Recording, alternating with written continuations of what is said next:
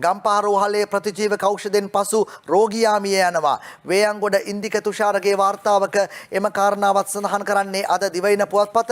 උසස්ම රසයෙන් පිරි පියෝරියල් නන් ෆැට් කිරිපිටි හඳුනාදීමේ මිල රුපියල් 1000ක් පමණයි.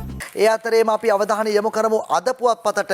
ගම්පහ රෝහලේදීත් ආසාත්මිකතා මරණයක් වාර්තා වෙලා අදාළ ඖෂධය කාණ්ඩය తాවකාලිකව භාවිතයෙන් ඉවතට කියලයි අද පුවත්පතේ එම වාර්තාව සඳහන් කරන්නේ. නිදර්ශනී වික්‍රමසිංහ සහ තිලකරත්න දිසානායක ගම්පහ දිස්ත්‍රික් මහරෝහලේ ප්‍රතිකාර ලබී සිටි 67 හැවිරිදි පුද්ගලයෙකු ආසාත්මිකතාවයක් හේතුවෙන් ජීවිතක්ෂටපත් වෙලා තියෙනවා.